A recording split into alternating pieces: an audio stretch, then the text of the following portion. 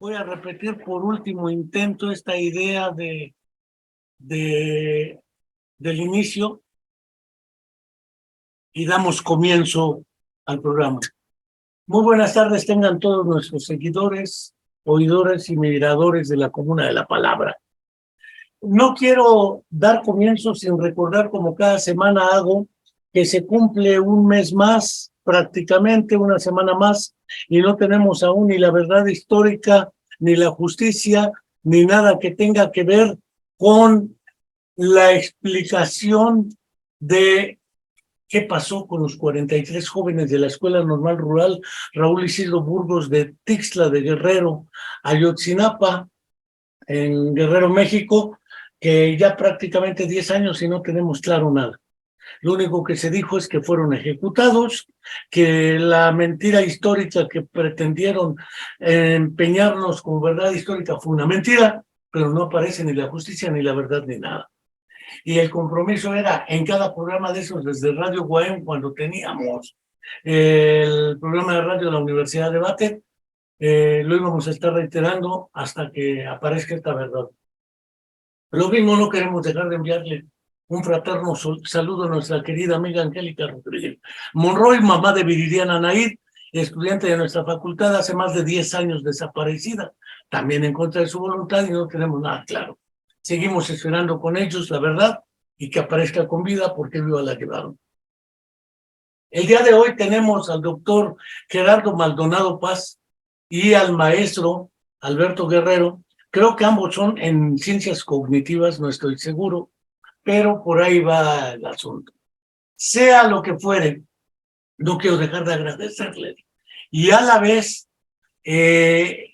manifestar que efectivamente estamos dando comienzo a un programa dedicado a una serie de cuestiones que recurrentemente aparecen en nuestra existencia por un conocido, una circunstancia específica. Pensemos ahora que al duro de matar le acaban de diagnosticar demencia frontotemporal, aunque previamente, antes, si no, no sería previamente, le fue diagnosticada una afasia. ¿Quién sabe debido a qué? Pero era afasia. Después dijeron, no, nos equivocamos, no es afasia, es demencia frontotemporal. Si no es afasia, la vieja historia nos cuenta que la memoria es una vieja engañosa que a veces nos sirve para defendernos santa y serenamente de experiencias traumáticas que son inmanejables psicológicamente. Sigmund Freud, y particularmente su hija Ana Fraude, en el Yo y los mecanismos de defensa, hablaba de un mecanismo de defensa que se llama la represión o el olvido, un mecanismo que permite al yo protegerse de estados en los cuales se vuelven afectiva y emocionalmente, sobre todo, inmanejables para el propio sujeto. Entonces parece ser que el olvido es una parte esencial de la memoria, aunque cotidianamente no pensamos en el olvido. Se te olvida algo, ya te está dando el alemán, léase al Alzheimer.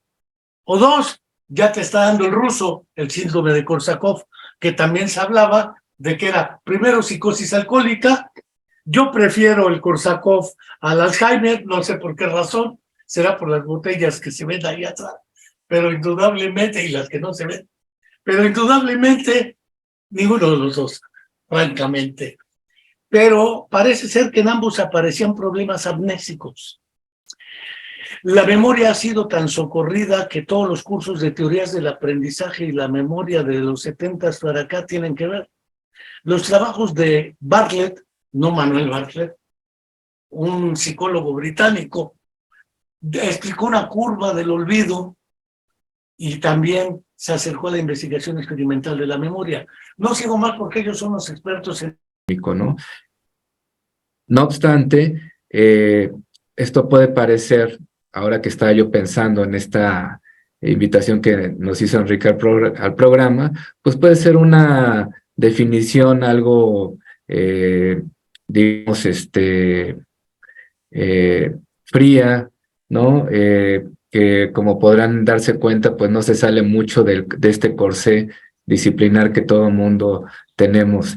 Ciertamente lo que yo me puse a pensar en estos días a partir de esta invitación y esta, digamos, provocación que también nos trae Enrique, es que este es un tema pues netamente interdisciplinar.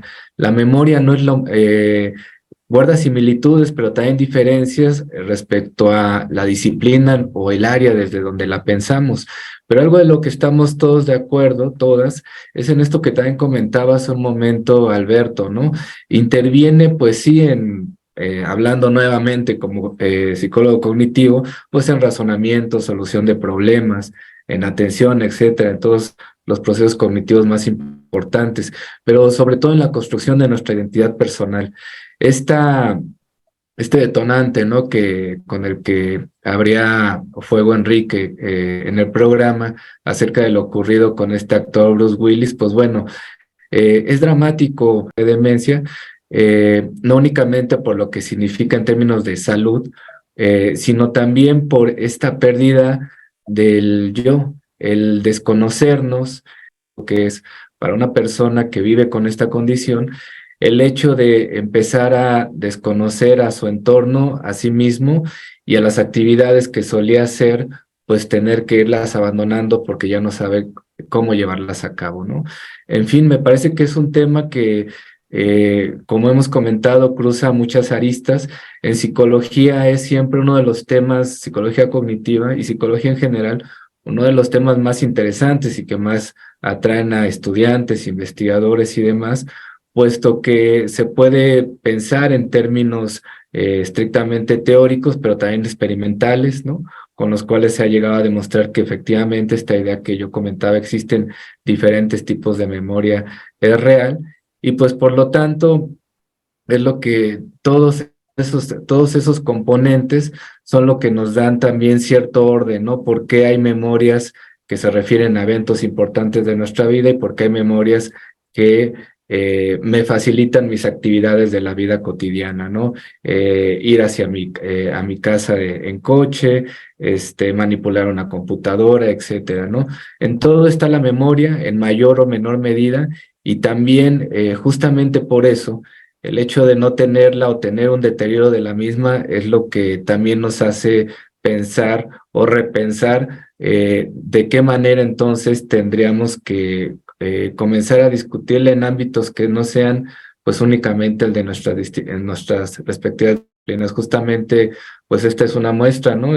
Alberto nos está dando opiniones desde su propia perspectiva, Enrique que tiene una visión muy amplia del tema y ahorita la llevaremos pues también hacia temas de literatura, de filosofía, como ya había mencionado, etcétera.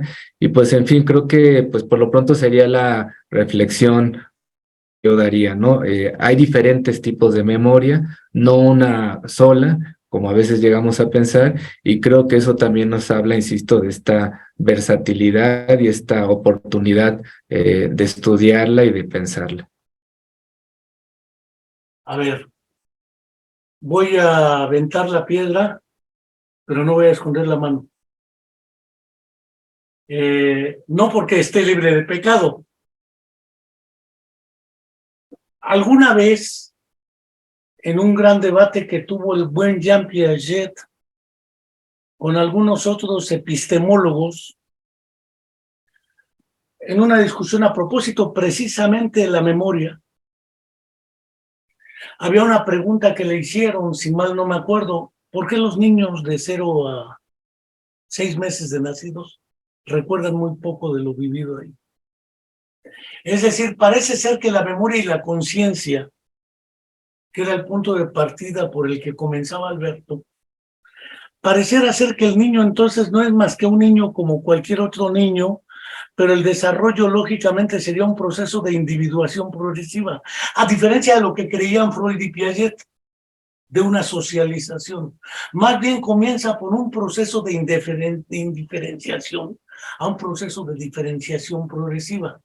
Esa diferenciación progresiva, que algunos la diferenciaron como el proceso de humanización, a diferencia del proceso de hominización, el tránsito del primate al hombre, aunque también somos primates, o de los prehomínidos a los homínidos. Y otra cosa es el niño que nace al adulto, porque no viene impreso el niño en chiquito, como un globo que se infla, dijera Melanie en una metáfora. El problema de la memoria es que cuando yo cuento los primeros años de mi vida, no sé si cuento lo que recuerdo, lo que me contaron, lo que soñé, lo que me hubiera gustado que fuera, omitiendo lo que no me gustó. Es decir, parece ser que la relación entre la memoria y lo real no es directamente proporcional como creían los empiristas, como si fuera un espejo del estímulo y la reacción. La memoria, dice un psicoanalista lacaniano, ya fallecido en su libro Memoria, la inventora, porque es curioso que los dos casos de Luria los analiza él en un artículo que se llama Luria, el Shostakovich de la psicología. Por la relación con Stalin, fue por eso lo del Shostakovich. El problema de que el caso de Sasetsky es un problema de una fase amnésica, mientras que el problema de Shereshevsky es un exceso de la memoria. Parecieran ser los dos extremos que juegan, el de Irineo Funes, o el de 100 años de soledad de García Márquez, o el de En busca del tiempo perdido, y otra serie de trabajos literarios, ya que lo refería Gerardo. El problema de fondo es que la memoria pasa a lo que es la interpretación de los sueños. Probablemente cuente un sueño que no es el que soñé, sino es la síntesis de muchos sueños, lo que recuerdo, lo que olvido, etc. El olvido forma parte de esa memoria. Entonces, en realidad, lo que somos incluye a la memoria, pero no solo a la memoria. Implica, por ejemplo, valores, creencias, intereses, una esfera motivacional. ¿Qué papel juega la memoria en todo ese sistema? Porque si no, efectivamente, como decía Marcos Manuel Velasco Suárez, el fundador del Instituto Nacional de Neurología y Neurocirugía, y algunos más, somos lo que es nuestra memoria, pero también lo que son nuestros olvidos, dijeran Freud. Porque si no olvido todo lo doloroso, ¿cómo podría vivir? Por ejemplo, ¿cómo podrían sobrevivir, ya no vivir, los sobrevivientes de los campos de concentración nazis o de las dictaduras militares en América Latina, los que han vivido situaciones de ahora llamado estrés postraumático, guerra, ese tipo de cosas? ¿Cómo podrían vivir sin olvidar algunos eventos? Entonces, no sería tan cierto que somos lo que es nuestra memoria. Y segundo, no sería tan cierto que pese a todo, en los procesos de disolución, el caso de las demencias, la que fuere, es un proceso de pérdida, pero no, porque tienen ratos de lucidez, tienen ratos donde cierta fortaleza les permite compensar cierta debilidad. Y la compensación está fuera de nuestros análisis, que es un mecanismo de equilibración. Cierro mi boca porque si no, ¿para qué los invito? Pero parece ser que el sistema de memoria es muy específico para todo un sistema cognitivo que es más vasto. Gerardo alzó la mano. Sí, la alcé, aunque no sé si pues retomemos como nos estábamos pasando el balón. Si quieres, adelante, Alberto, seguramente tendrás algo que decir y después yo. Sí. Bueno, ok, gracias. Pues sí, precisamente como Gerardo señala, ya que hablamos de estos subsistemas de memoria, creo que definitivamente el subsistema del que más tenemos todo este tipo de reflexiones y metáforas, porque es uno de los más importantes, es precisamente la memoria autobiográfica, ¿no? Es muy, pues sí, digo, de estas cosas que mencionas, hay varias, hay muchos puntos importantes. Uno de ellos que me gustaría retomar, precisamente agarrando la piedra que estás aventando, es esta parte epistemológica, que es una parte que a mí siempre me ha interesado mucho. Y estas distintas preguntas que podemos hacer al respecto. Hay una discusión muy fuerte ahora dentro de la filosofía de la memoria y es muy interesante esa discusión porque es una discusión que convoca no nada más a filósofos. De hecho, hay gente de psicología, gente de neuropsicología, gente de otras disciplinas sociales trabajando en este tema porque es realmente un problema si la experiencia recordada es, tiene como su fuente directa a la experiencia vivida. ¿O cuál es la relación entre la experiencia vivida y la experiencia recordada? ¿Qué tan distinta es? Y esas diferencias, ¿a qué se deben? ¿Y de qué manera las podemos interpretar? Porque también históricamente la memoria la hemos tomado o la tomamos o la vivimos diariamente como una fuente de información. Y definitivamente nos sirve. O sea, los distintos tipos de memoria los usamos todo el tiempo. Los distintos subsistemas de memoria los usamos todo el tiempo para interactuar en nuestro día a día. Entonces, dentro de esa discusión es muy interesante.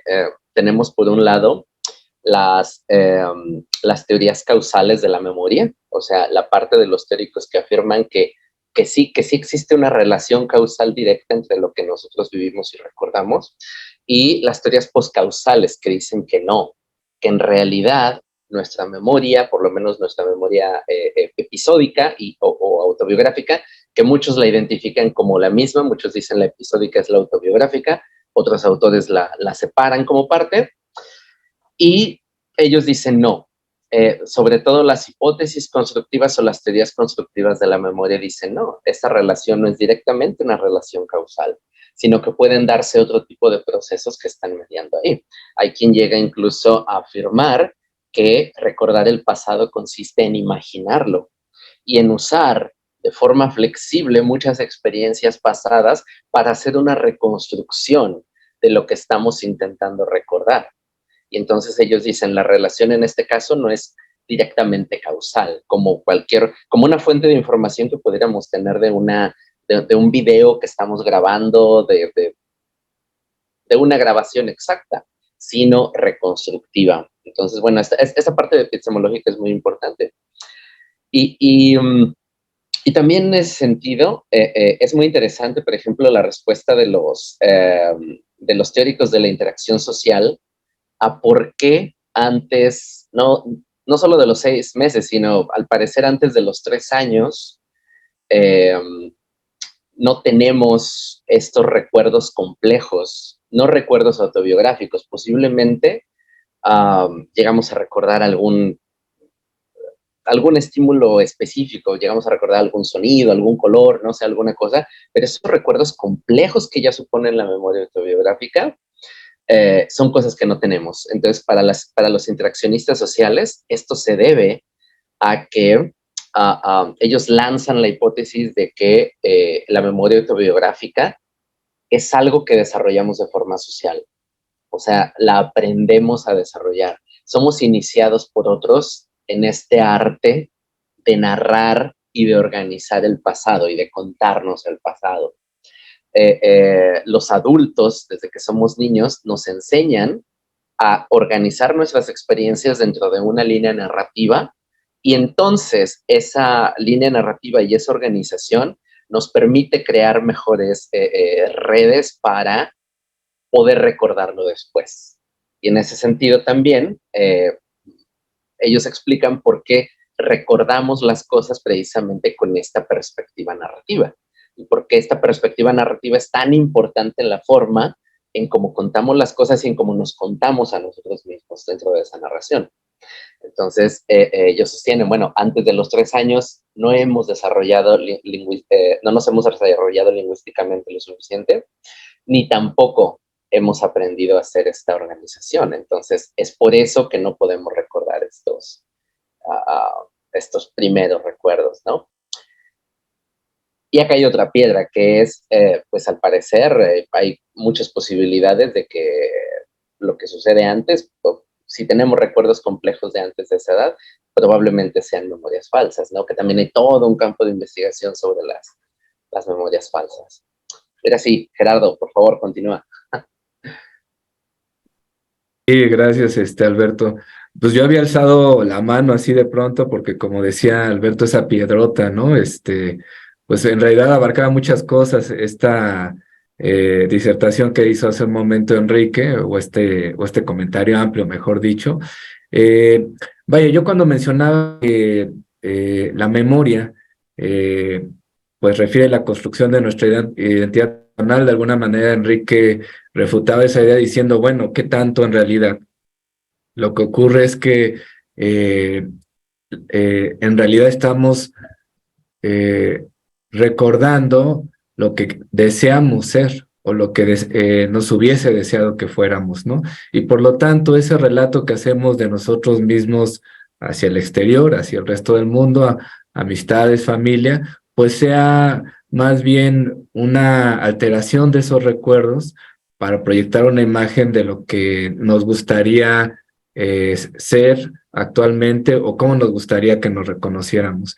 Desde los años 80 más o menos, pero quizá un poco antes, y en el campo de la psicología cognitiva, Bauer había hablado sobre la influencia de las emociones sobre los procesos cognitivos. Recordemos que anteriormente, pues, las emociones eran unas variables que no eran susceptibles de ser medidas en términos de cuantitativos, ¿no? Para la psicología experimental o para la psicología cognitiva, consideraban como unas variables intrusoras, ¿no? Memoria, pues no se puede medir, sociales tampoco se podían considerar, y pues la idea era más bien conocer, evaluar de forma experimental los procesos cognitivos de forma aislada. Sin embargo, eso ya es una idea que ha quedado rebasada desde hace muchos años, y la emoción sin duda incide sobre nuestra vida mental, ¿no? Sobre nuestros estados mentales y por supuesto sobre la memoria. Eso determina también la manera en que nosotros evocamos información, y particularmente eso es cierto en la memoria episódica. Podemos recordar memorias de nuestra vida y probablemente las alteremos para darles pues un sabor a veces un poco más dulce, eh, que me vino a la mente, sobre todo a partir de esta invitación que nos hizo Enrique, del escritor paraguayo, Augusto Roa Bastos. Él decía que la memoria, el doloroso olor de la memoria, enmohece los mejores recuerdos. Cuando refería hace unos minutos a Enrique, esto que ocurre, por ejemplo, en el trastorno de estrés postraumático, ahí la imposibilidad de bloquear estos elementos o estos episodios que ocurrieron para las personas que viven esta condición, estos episodios violentos o agradables, pues convierten a la memoria como algo que quisiera uno omitir, ¿no? Y en algo reprimible. Es esa precisamente la condición que tienen este tipo de pacientes, por lo cual ellos frente a algún estímulo que detone ese recuerdo, pues ese recuerdo hace que su vida pues no sea de la mejor, ¿no? Entonces ahí es cuando funcionalidad de la memoria, ¿no?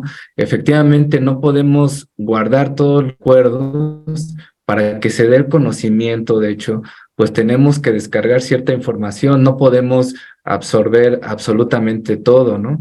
No es adaptativo hacer eso, ¿no? Tenemos que organizar la información de cierta manera para dar también cierto orden al mundo, para dar también, pues, una idea más organizada de nosotros mismos, y también, repito, en el caso de este tipo de condiciones, como de trastorno de estrés postraumático, pues ahí tenemos el dilema de qué hacer con ese tipo de información. Ahí viene esta idea o esta pregunta de, bueno, ¿y cómo funciona el olvido? ¿O cómo hacemos para tratar de ese evento, pues racionalizarlo y elaborarlo a manera de que este tipo o estas personas que vivan con esta condición lo puedan convivir con él de otra manera, puedan afrontarlo de manera distinta y su vida vuelva a ser razonablemente buena, ¿no? Vaya, en esto que repito, en esto que comentaba Enrique, pues sí, Por supuesto que no puedo pensar en términos fríos, esta idea o estos tipos de memoria, como las propuso hace muchos años Tolvin, ¿no? Memoria episódica, memoria semántica, sin pensar que las emociones, por supuesto, que hacen que nuestros recuerdos pues se tuerzan o que no sean fieles a la realidad. Y de tal manera que entonces la transmisión que hacemos de la información en muchas ocasiones pues obedece, creo, en gran medida a esta idea de lo que queremos ser, ¿no? Y pues hasta cierto punto eso me parece natural. ¿Quién quiere ser recordado de una mala manera, ¿no? O quién quiere mostrar una imagen pues que sea devaluado o devaluada de sí mismo? Me parece que nadie, ¿no? Entonces ahí es cuando nos vemos frente a este dilema, ¿no? ¿En qué momento sí tiene que hacerse una descripción de lo ocurrido, de los recuerdos fielmente, y en qué momentos o cuál es el margen que tenemos para hacer una evocación de nosotros mismos con cierto grado de pues digamos de elementos que vienen propiamente de nuestra cosecha, ¿no? Pues bueno, hasta ahí dejo por ahora el comentario. Me gustó por dónde tomó la piedra Alberto Guerrero. Me recordé al poeta Pablo Neruda, el de 18 años. No era yo, el de 18 años, él. Y decía en el famosísimo poema 20, de los 20 poemas de amor, y una canción desesperada: ¿por qué es tan corto el amor y tan largo el olvido? Porque noches como estas la tuve entre mis brazos. Bla, bla, bla, bla, bla. La dimensión temporal y la asociación de lo que ahora la Academia de la Lengua, la Real Academia de la Lengua Española, que se volvió a pelear con si acentuar o no acentuar, aunque lo que voy a diferenciar es un problema de acento aparentemente, es donde está el acento. La relación entre memoria y lo vivido probablemente sea matizada por la relación entre la memoria y lo vívido. No es lo mismo aunque parezca igual, porque lo vivido pareciera ser más empíricamente relacionado a la idea de experiencia, mientras que lo vívido está más directamente relacionado, dijera Vygotsky, a la Pirishivanie, a la vivencia. Porque la vivencia implica ese compromiso afectivo, político, cultural, histórico, que no tiene la experiencia. Ni en los empiristas ingleses, ni en los conductistas.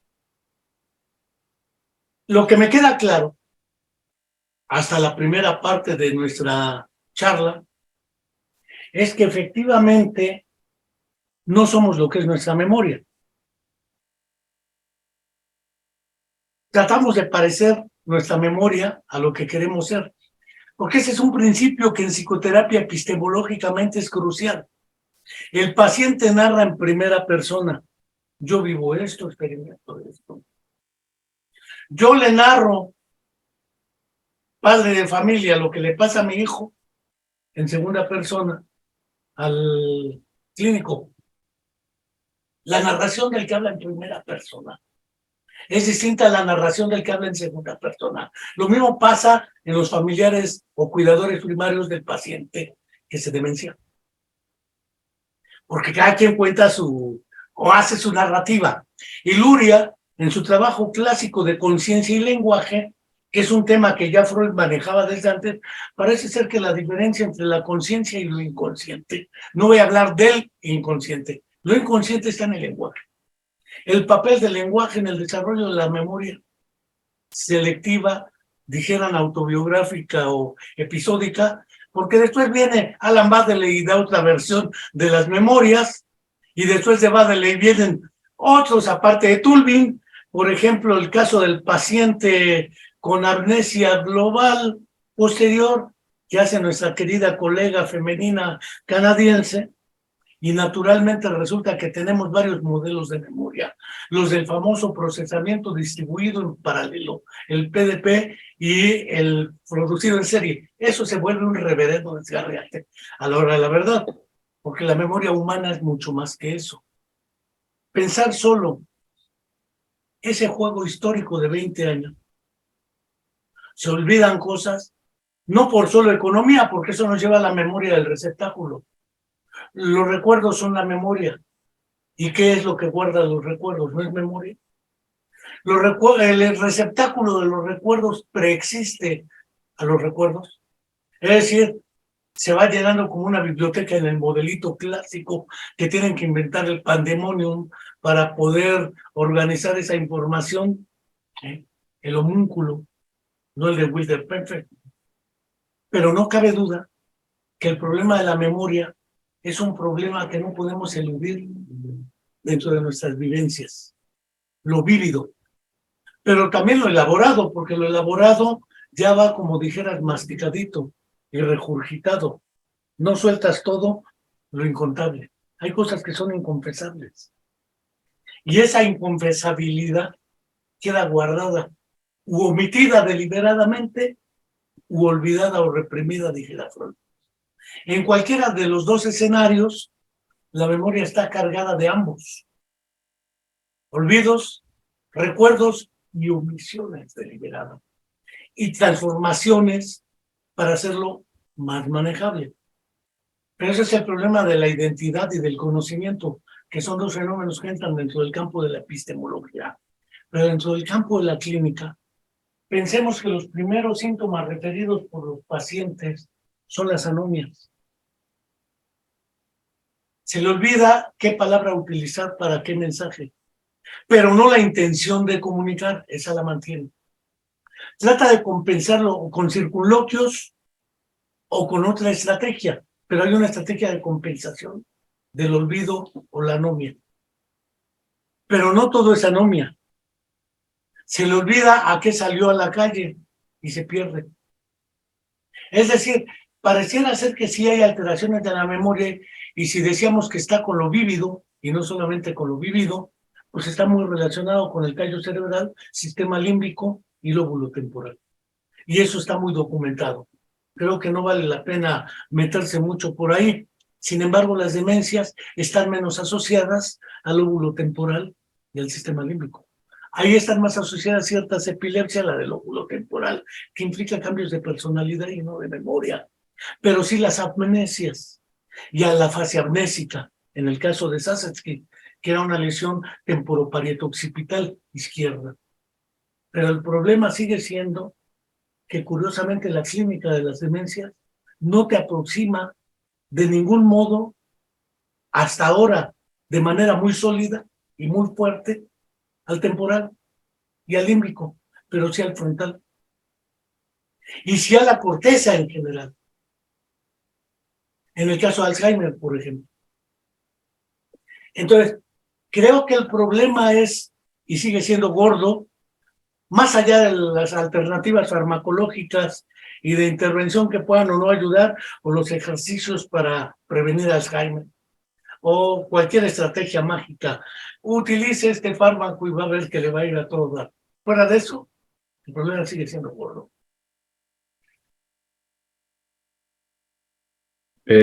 Para que no se vayan las ideas, si me permite, Alberto, ahí hacer un comentario. Adelante, adelante. Tú eres el especialista ahí. Gracias, Beto.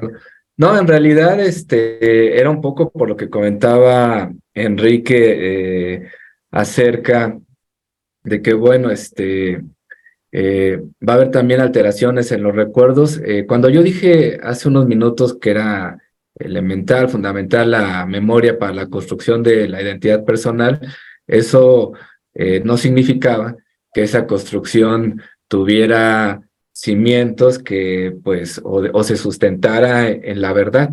Me parece que algo a lo que está apuntando Enrique, o lo hizo antes de llegar a esta descripción ya más neuroanatómica, neuropsicológica de la memoria, lo que subyace, en otras palabras, es, pues bueno, la verdad, ¿no? Quienes conocemos este programa sabemos que Enrique suele iniciarlo haciendo esta evocación o esta demanda de justicia por los 43 estudiantes de Ayotzinapa. Y pues bueno, ahí cuando hablamos de la memoria colectiva o la memoria en términos sociales, ahí me parece que sí es indispensable la verdad. no necesariamente en la construcción de nuestra identidad personal. Es decir, el ciudadano Gerardo Maldonado Paz, si quiere alterar algún recuerdo de algo que vivía en los 15, cuando tenía 15 o 17 años, eso no es importante para la sociedad. Pero la memoria sobre un evento ocurrido en nuestro país, como el que al que alude Enrique, o como muchos otros, ahí sí es indispensable la verdad, ¿no? Entonces, me parece que estamos, si esta fue mi interpretación o mi sentir más bien, estamos también tanteando este terreno, pues bueno, ¿de qué se trata este ejercicio de memoria? ¿De llegar a qué cosa? Pues de llegar en algunos niveles de discusión, a dónde está la certeza de los hechos, dónde está la descripción verídica de lo que ocurrió. Probablemente, insisto, a nivel individual, también aludió hace un momento Enrique la psicoterapia, a lo mejor ahí no sea tan importante que tengamos que confesarnos y decir con total fidelidad qué es lo que ocurrió en un evento de nuestra vida, ¿no? Y a lo mejor no es indispensable hacerlo, pero cuando nos pensamos como sociedad, ahí sí la memoria me parece que, además de indispensable, es fundamental demandar que se apegue lo más posible a la verdad. Digamos que ahí no podemos andar con vaguedades de que, bueno, es lo que tú interpretas, es lo que yo creo, o es solamente lo que yo te estoy presentando, sino tratar de integrar todos estos elementos que nos den también pues una tranquilidad o una razón de ser para poder coexistir civilizadamente en una sociedad y no vivir cargando, pues digamos, todo este tipo de injusticias o de inconformidades que hacen que también termine tensando el tejido social, ¿no? Digo, ahora me estoy permitiendo, como podrán ver, salirme, insisto, quitarme el sombrero de psicólogo cognitivo, porque digamos, ahorita llevado por mi emoción, justamente pensé, bueno, quizá lo que está subyacendo, lo que subyace en esta discusión, perdón, es en qué momentos sí tenemos la obligación moral casi de buscar la verdad de los hechos cuando hacemos estos ejercicios de vocación. Bueno, ahora sigo yo. Se me hace muy interesante esto que dice Gerardo y también a partir de este comentario que haces, Enrique, creo que me atrevo a disentir en esta parte, el decir, no somos nuestra memoria. Creo que en gran parte sí somos nuestra memoria, o una gran parte de lo que nosotros somos es nuestra memoria. Y estas discusiones sobre qué tan fidedigno es lo que recordamos, qué tanta certeza podemos tener en lo que recordamos, es parte de lo que somos también.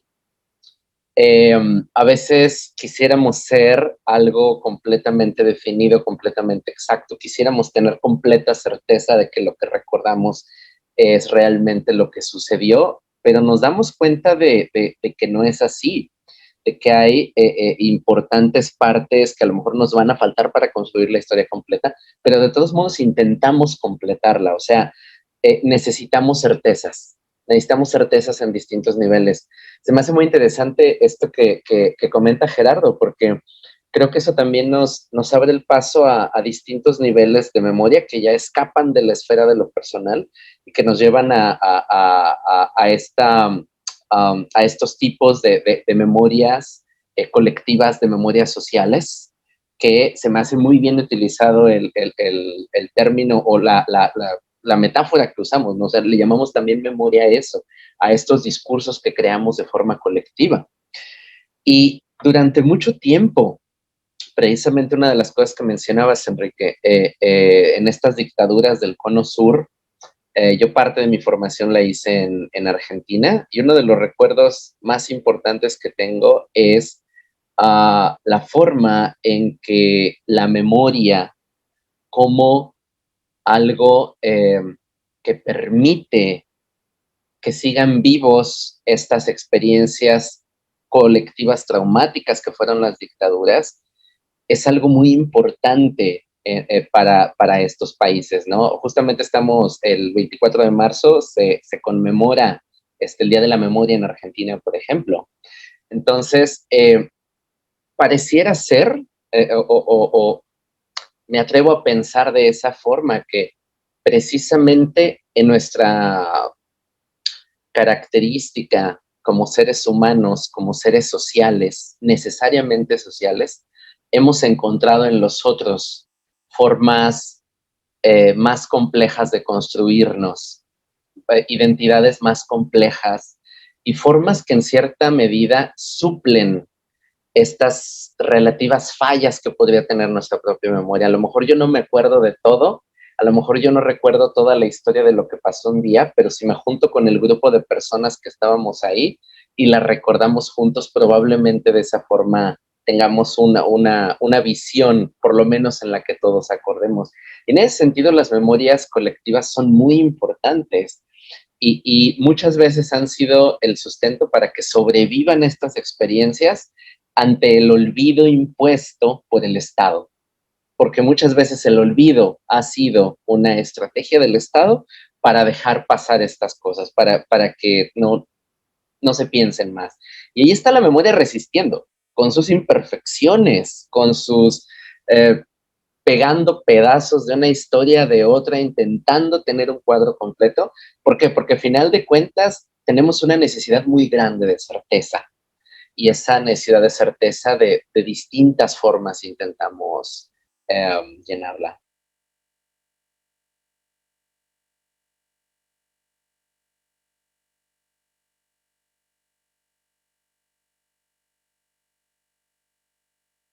Está apagado tu micro, Enrique. Tengo la certeza de que no solo somos lo que es nuestra memoria. Y subrayo la función adverbial. No solo o únicamente somos lo que es nuestra memoria.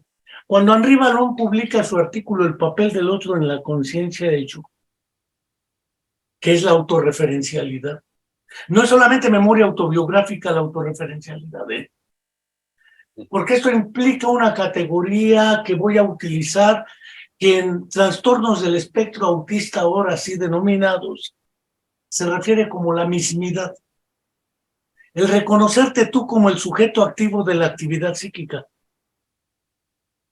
De modo tal que en tu conciencia tú sabes que eres responsable de tus actos. Pero no solo eso, sabes que eres mexicano y no chino. Sabes que eres mujer y no varón. Sabes que, cantaba Alberto Vázquez, tú significas todo para mí. Ese tú significas todo para mí. Ese mí implica un sentido de pertenencia. Y ese sentido de pertenencia no solo es la memoria, es todo el conjunto de valores y creencias que entran en juego.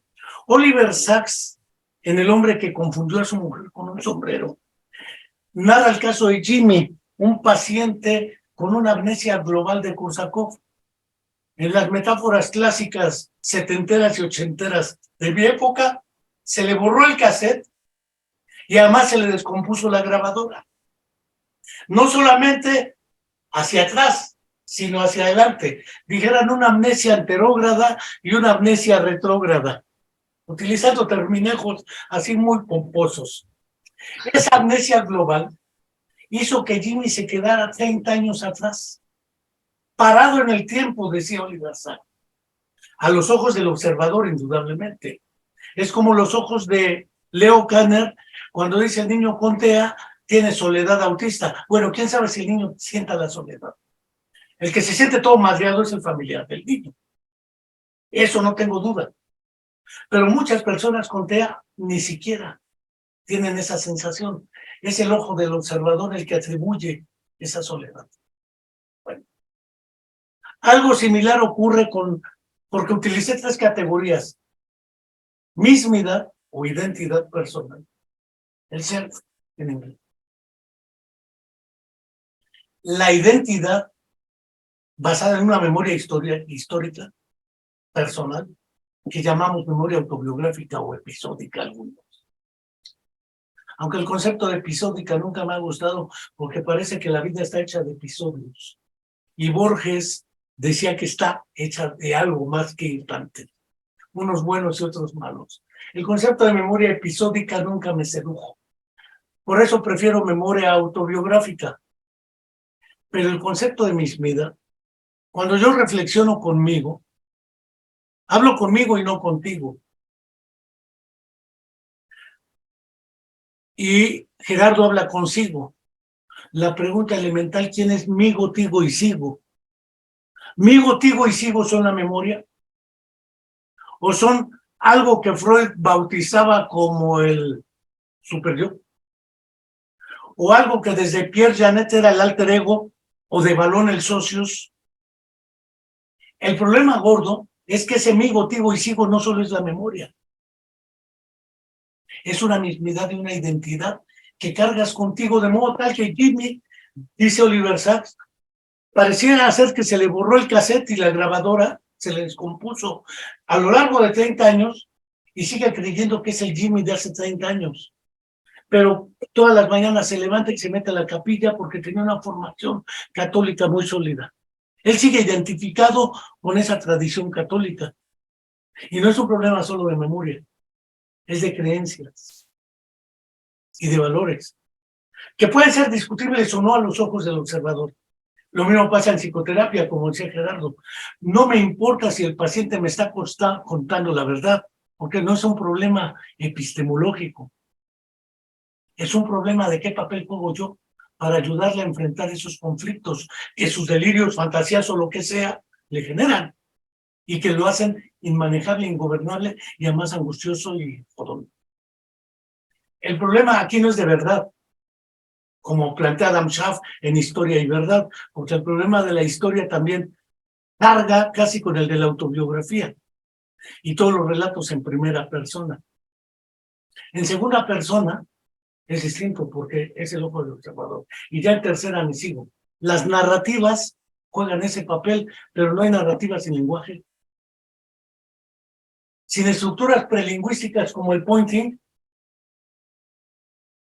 mira aquello, es un protoimperativo, dijera Ángel Rivière.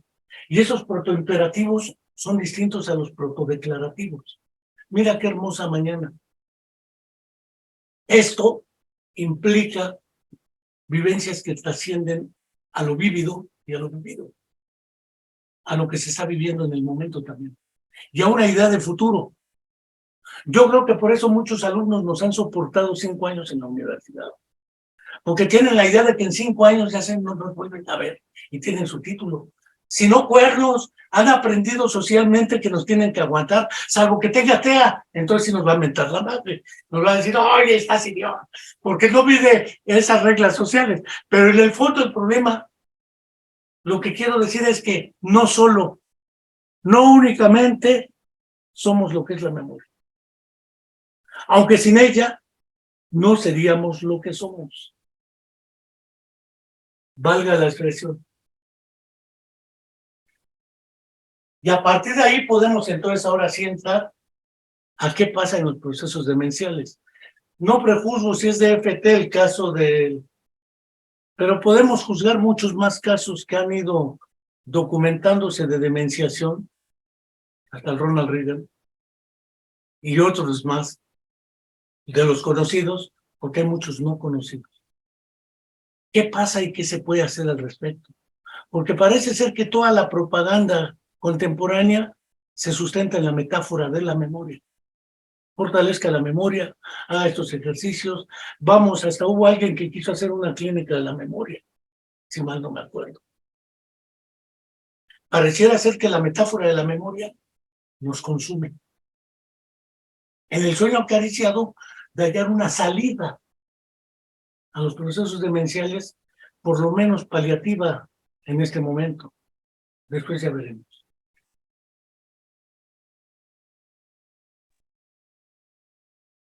Ahí si me permite algo, nuevamente, pues un poco porque lo puse en el terreno de las demencias, ¿no? Aunque yo soy psicólogo cognitivo, pues no puedo evitar la alusión, ¿no? ¿Qué podemos hacer? Vaya, si bien no quiero o acepto que no es únicamente este aspecto de la memoria el único que deba de preocuparse en el caso de las demencias, pues bueno, un poco nos convoca esta invitación del día de hoy, porque pues, como yo comentaba al principio, es finalmente de las primeras quejas o de los primeros síntomas que aparecen de esta enfermedad, y es de las principales quejas que tienen los familiares y el propio paciente, ¿no? Ya lo había mencionado también Enrique, las anomias. ¿Qué podemos hacer? Pues vaya, también hay que pensar que las demencias, pues se trata también de un grupo de enfermedades, padecimientos, es que ahora hay que buscar la palabra adecuada, ¿no? También para referirse a ellas, o de condiciones, eh, que, en las cuales se generan por diferentes causas, ¿no? Algunas de ellas no son única y exclusivamente, como piensan algunas personas, por pues cuestiones de genética o por cuestiones también de una mala alimentación. De ahí también que haya mucho esta idea que ya aludía Enrique, ¿no? Que parece ser que se pondera la incorporación de ciertos hábitos en la vida de las personas, un poco para prevenir la aparición de este tipo de enfermedades, ¿no?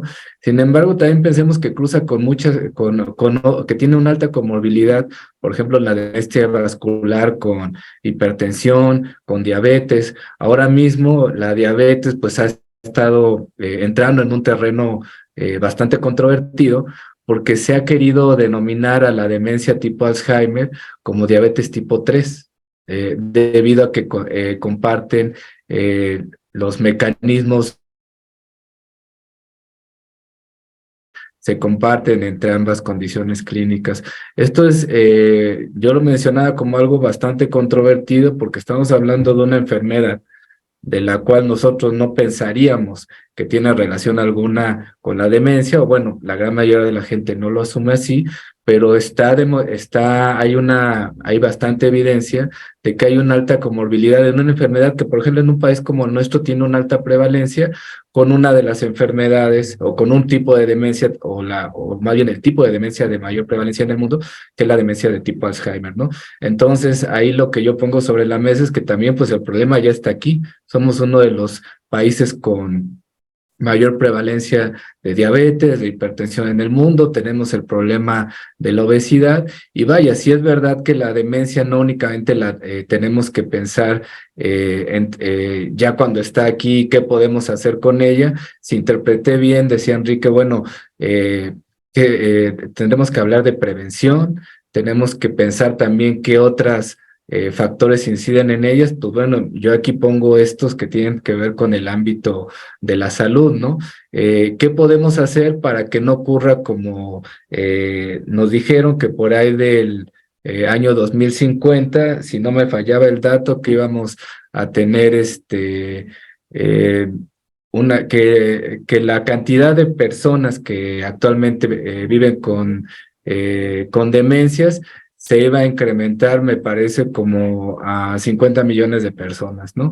Entonces, si tenemos que pensarlo como un problema de salud pública, pues tenemos también que pensar en cómo va a ser esta prevención, y tenemos que pensar en este tipo de ideas, como menciona Enrico, creo que sugiere, pues muy peregrinas, ¿no? Acerca de que, bueno, hay que tomar ciertos alimentos que nos están vendiendo, que parece ser que esos ayudan, y a veces hasta de forma por demás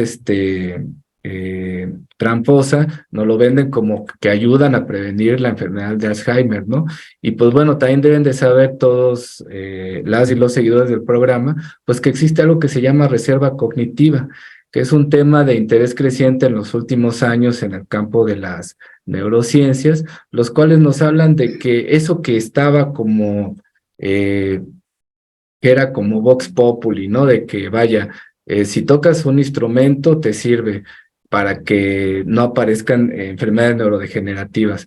Y bueno, ¿cómo es que ocurre eso, no? Pues no había ninguna explicación, pero tú toca un instrumento. O es muy bueno aprender más de un idioma, o una lengua, o es muy bueno también hacer ejercicio. Bueno, pues resulta que toda esa actividad física todas esas habilidades como tocar un instrumento, todo ese manejo de diferentes lenguas, por supuesto que impacta a nivel cerebral, y pues ahí está el famoso estudio de las monjas, que lo deben de conocer Enrique y Alberto, en el que se demostró que efectivamente, ¿no? Gracias a esa reserva cognitiva, la aparición de enfermedades neurodegenerativas como con la demencia podría no manifestarse tan agresivamente como todos y todas conocemos, ¿no? Entonces, pues bueno, yo ahí pongo sobre la mesa, quizá también tenemos que hablar de estas cuestiones de prevención sin caer en clichés de hacer comerciales ni nada, sino más bien en términos pues más formales, científicos,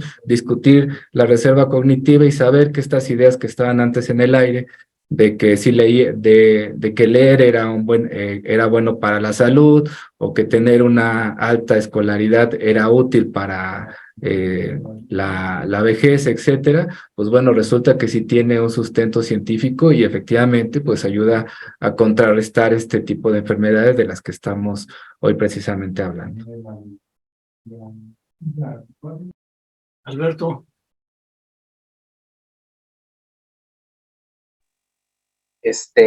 No, pues me deja pensando muchas cosas. Y bueno, también desde la parte filosófica, una cuestión creo muy importante es precisamente la experiencia, pero muy en el sentido de experiencia fenoménica, de qué es lo que siente, de qué forma lo vive las personas, estos procesos, ¿no? Es una parte que a mí siempre me ha interesado mucho, porque también más allá de estos enfoques sobre la salud, sobre el problema de salud pública o sobre los procesos patológicos que pueden estar provocando, que provocan directamente este tipo de condiciones, una parte muy importante es la forma en que la persona experimenta estos procesos, la forma en que las personas lo viven.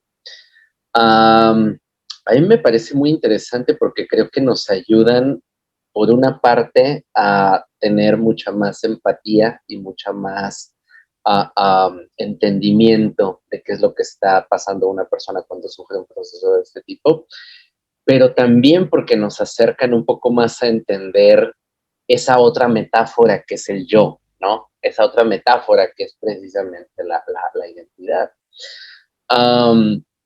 Porque, digo, se han dicho muchas cosas sobre estos procesos de esa forma metafórica, ¿no? O sea, se habla de un proceso de disolución, se habla de un proceso de pérdida, se habla de un proceso del yo dejando de ser yo. Y eso definitivamente nos lleva a preguntarnos mucho, bueno, ¿qué es el yo? ¿Existe una esencia del yo? ¿Existe algo que quede del yo cuando se van perdiendo digo, porque la primera afectada en estos procesos, o de las primeras afectadas, pues precisamente la memoria episódica, la memoria autobiográfica. Coincido contigo, Enrique, en esta idea de los episodios. Episodio parece como si estuviera todo claramente diferenciado una cosa por otra, ¿no? Vemos que es un flujo, ¿no? Y hay algunos videos muy interesantes que últimamente circulan mucho en redes. Uno de ellos es el caso de una bailarina que ella está en un asilo. En el video aparece, al parecer, en una silla de ruedas, y ella, por lo que se ve ahí en el video, digo, por lo que explican, tiene un proceso de demencia. Y entonces le ponen unos audífonos y empiezan a tocar una de las piezas que ella bailaba. Ella era una bailarina profesional en un ballet nacional de su país, y entonces ella empieza a ejecutar algunos movimientos, empieza como a irse con la música, como que la música, este estímulo detona esta, no sé si llamarle memoria directamente, ¿verdad? Pero detona una parte. Y entonces ahí precisamente es muy interesante porque la discusión, no nada más lo que está sucediendo, sino la discusión de la gente. Mucha gente diciendo, lo que pasa es que ahí está su esencia dentro de ella, a pesar de que tiene este proceso de demencia, ella todavía sigue en algún lado, ¿no? a mí me lleva mucho a pensar, por ejemplo, en esos subsistemas de memoria que no son la memoria episódica y que son muy importantes. Tú hablabas precisamente de esta perspectiva corporizada y bueno, más allá de estas perspectivas corporizadas tenemos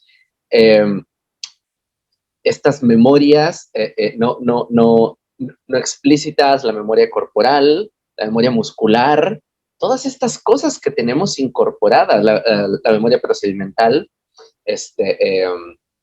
no hablo más de ello porque yo no soy experto en esa parte, yo no sé mucho de esa parte, pero precisamente todos esos niveles que forman el quiénes somos, ¿no? Y que estos procesos nos llevan a preguntarnos, bueno, ¿hasta dónde? ¿Cuál es el ser mínimo? ¿Hasta dónde podemos perder cosas y seguir siendo nosotros? ¿Y qué somos nosotros? ¿Qué tanto somos nuestros recuerdos? ¿Qué tanto somos, como tú bien mencionas, nuestras creencias, nuestros valores, nuestras ideas? ¿Qué tanto hay algo mucho más, en niveles mucho más simples de esto? Perdón que aunque los hubiese invitado, me eché unos speech, dijera Gerardo, casi disertaciones. Son temas que he venido reflexionando y trabajando desde hace casi medio siglo.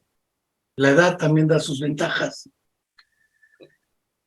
El concepto de cognition embodied, lo mismo pasó con memoria procedural, que no hallaban la puerca traducción. Alguna vez lo discutí en la UNAM y les dije, pues, ¿qué nos cuesta decir procedimental? Otros hablaron de memoria de trabajo. A la madre ley, por ejemplo. El problema de si hay muchas memorias,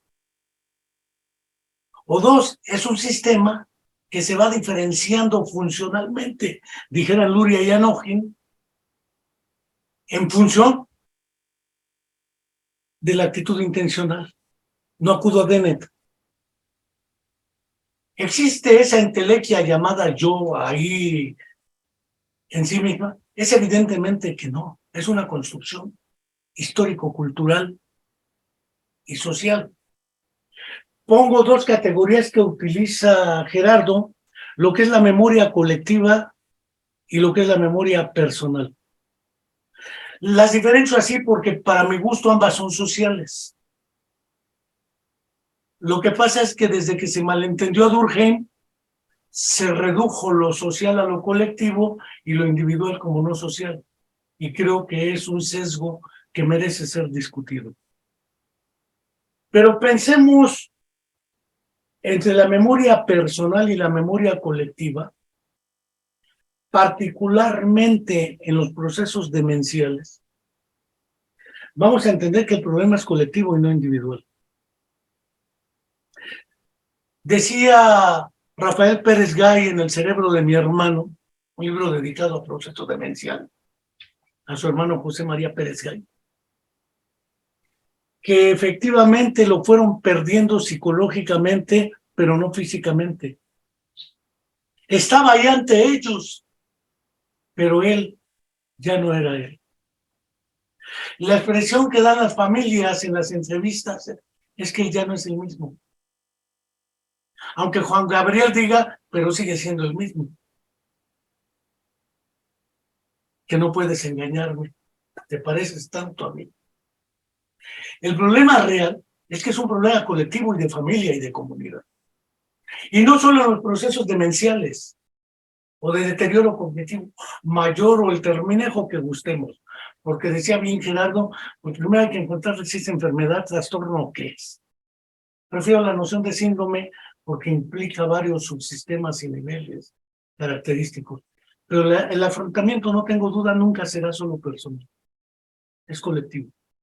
Hay cuidadores primarios, hay familias que se vienen abajo, hay implicaciones económicas, porque a lo mejor era el que sostenía la familia, la señora era la dueña de la cocina y ahora ya le cocinan, antes decidía qué hacer con su vida, ahora ya no, ya le quitaron la potestad y aparece el juicio de interdicción, le quitan el derecho de decidir por sí mismo y queda en entredicho, jurídicamente hablando, su identidad.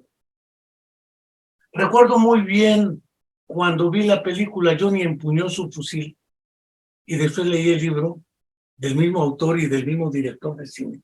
El tipo se queda ciego, sordo, mudo, sin brazos y sin piernas y ya delira porque pues no tiene información que provenga del exterior, pero toda quedó en el interior.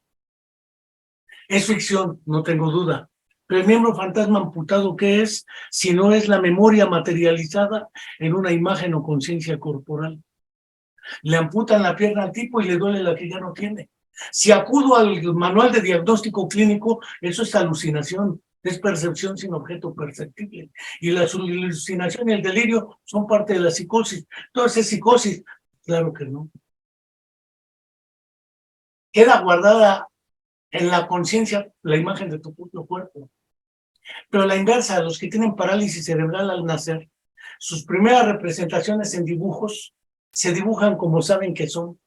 Si tienen el brazo atrás, el izquierdo, te lo estoy poniendo, no se ve ahí, ya tengo el derecho. El izquierdo lo tengo atrás. Se dibuja sin el brazo izquierdo, porque él dibuja lo que sabe de las cosas. Por eso dibuja las casas transparentes del niño.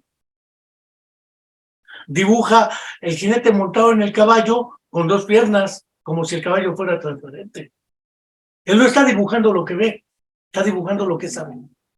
Y dibuja la casa por pisos y la cama y la televisión. Y él viendo la televisión y a su hermano acostado ahí. Es decir, está dibujando lo que sabe de las cosas. ¿Eso tiene que ver con la memoria? Sí, pero también con más allá. Cuando empieza a descubrir que tiene que representar lo que se ve como se ve, con cierta objetividad, entonces es cuando se dibuja el cuerpo entero aunque él esté incompleto. Cuando amputan a la persona y presenta signos de miembro fantasma amputado, el organismo está respondiendo como recordaba que era. Te recuerdo como eras, decía en un poema también Neruda, nosotros ya no somos los de entonces. Pues no, ya no somos los de entonces, porque a cada instante dejamos de ser lo que éramos. Y sin embargo, hay una continuidad de identidad o de mismidad. O dijeras tú de yoicidad. Pero hay el yo como una entelequia, yo creo que no. Yo creo que está relacionado con la actividad neuropsicológica de base y si los daños empiezan a desorganizar la estructuración del cuerpo, no cabe duda. Pero no porque se deteriore solo la memoria. Creo que los procesos demenciales son más globales. Eso está muy demostrado. Alteraciones del lenguaje, de la conciencia, ya no se reconocen a sí mismos lo que se llama prosopagnosia, o ya no reconoce al otro, ¿quién eres tú? O ¿y tú quién eres?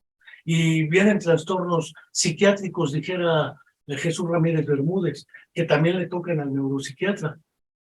Pero el problema, a mi entender, es que en efecto, en parte somos lo que es la memoria, en parte no, pero alguien desde Mexicali, según me comunican, pregunta sobre las cuestiones relativas a lo que sería los glucocorticoides y otra serie de elementos que tienen que ver en estudios de neuroquímica y lo que es funcionamiento neuroquímico cerebral.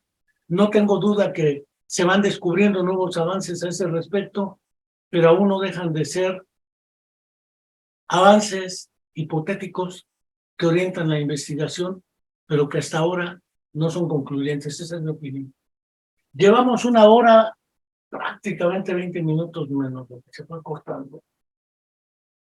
No sé si quieran decir algo más al respecto, y respecto de la pregunta que hace nuestro colega desde Mexicali, y poder cerrar esta sesión, no sin dejar de invitarlos a que se suscriban a nuestro canal de YouTube, La Comuna La Palabra, dándole clic en suscribirse. Y desde luego a que quienes quieran inscribirse a un curso que impartiremos sobre narrativa en la clínica, en primera, en segunda, en tercera persona. Más allá de los clásicos síndrome de Alzheimer o demencia de Alzheimer. Bueno, sí, ¿qué?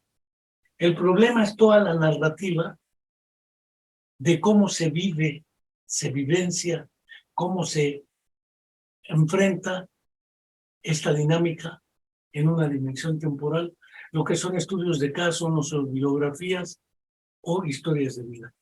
Quienes quieran, pues ahí les pondrán al final el correo neuropsicologiadealdea@gmail.com, mandan un mensaje, se pueden inscribir, va a ser presencial, a distancia y offline. Quienes quieran verlo después ya nos ponemos de acuerdo en cómo se hace y les damos toda la información. Por lo pronto no dejo de agradecerles, no sé si quieran cerrar su participación y yo mi agradecimiento y la invitación a que hay más tiempo porque la memoria nos debe muchas horas de debate. Adelante. Además, tú que estás hasta Australia, ahorita son las 2 de la mañana, ya, bueno, ya las 3:30 casi de la madrugada de acá, y tú estás con nosotros. Muchas gracias. Pues si quieres, adelante, Beto, ya para que se vaya a dormir, ¿no, Enrique? Sí, claro. No, pues pues primero les agradezco mucho, te agradezco mucho, Enrique, le agradezco también mucho a Gerardo que me hayan invitado. Para mí es un tema apasionante, sí, y siempre lo va a ser todo este tema de la memoria. Y nada más para cerrar, me gusta mucho una frase de Eduardo Galeano, que es uno de mis escritores favoritos. Él tiene una frase sobre memoria que a mí me parece muy reveladora.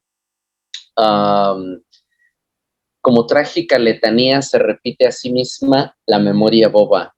La memoria viva, en cambio, nace cada día, porque ella es desde lo que fue y contra lo que fue. Me parece muy, muy interesante. Y creo que eso nos habla también de de un aspecto muy interesante de la memoria, que es uno de los aspectos que a mí más me interesa, y con eso quisiera cerrar, que es la memoria o lo que entendemos como memoria, o todas estas metáforas que usamos para describir a la memoria, está muy cargada de futuro y está muy cerca nuestro pensamiento episódico está muy cerca, del pasado está muy cerca de nuestro pensamiento episódico del futuro. Y es una cosa que me parece, primero, una circunstancia apasionante, el hecho de pensar estos aparentemente distintas habilidades cognitivas como algo dentro de lo mismo, como un mismo tronco. Y segunda, pues también pensar nuestra memoria como algo creativo, porque realmente siempre que empleamos por lo menos la memoria episódica, siempre que recordamos algo, tenemos perspectivas creativas, podemos hacer algo distinto, podemos de alguna forma actuar a través de nuestro recuerdo para el futuro. Entonces, esta parte creativa, esta parte de la memoria cargada de futuro, creo que es una cosa muy interesante y que, digo, obviamente, si en algún otro momento hay oportunidad de discutirlo, también me encantaría. Y bueno, nada más me resta agradecer. Muchas gracias por la invitación y bueno, desde acá, desde el otro lado del mundo, literal, me despido y bueno, ya nos encontraremos en otra ocasión. Muchas gracias. Pues bien, de mi parte... Ya decía Gabriel Celaya que la poesía es un arma cargada de futuro. Muy buena. Gerardo.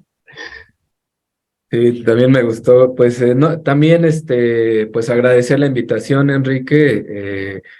Es un tema que creo que hasta vale la pena que haya una segunda parte, ¿no? En alguna oportunidad todavía quedan muchos cabos sueltos, ¿no? Quizá que le entráramos más a esta memoria histórica, colectiva. Y pues la última reflexión sería pues que pensemos a la memoria como algo falible, sin que eso signifique un defecto como tal, ¿no? La memoria y sobre todo pensándolo en nosotros los seres humanos, siempre va a ser una construcción pues que no va a ser del todo certera ni fiel necesariamente a los hechos, ¿no? Comentaba Enrique hace unos minutos acerca pues de cómo recordamos los hechos, no estaba muy de acuerdo con esta llamada memoria episódica, y yo pensaba, pues más bien mi recuerdo vino se fue hacia la literatura, ¿no?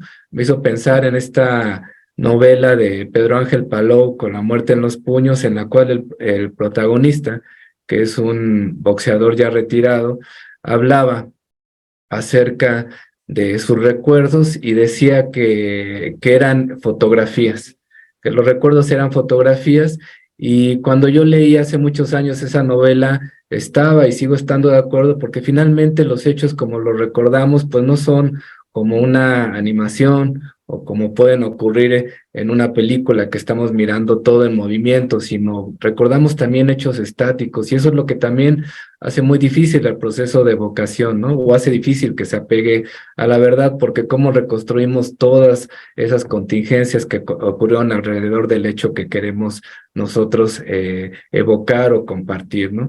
Y bueno, ya por último, y un poco por lo obsesivo que soy, no quise dar mal el dato. Yo pensé cuando estaba hablando de esta prevalencia de demencias o esta estimación que se hace en el mundo, que se hace que va a haber en 2050, pensaba en 130 millones de personas, o recordaba, hablando de la memoria, y pues verifiqué el dato, son 131.5 millones de personas las que se estima. En el Entonces, mundo. en el mundo. Entonces, para todos las y los seguidores de la Comuna de la Palabra, pues estamos hablando de un tema que nos debe de importar muchísimo, a todas, a todos, y no únicamente por la particularidad o la discusión del del día de hoy, que fue la memoria, sino por lo que conlleva también en términos de salud, ¿no? Y bueno, yo la verdad no quisiera, espero que no haya problema ahí en el con tu programa, Enrique. A mí las cuestiones sociales, también lo sabe Alberto, que es amigo mío, al igual que tú, me interesan mucho.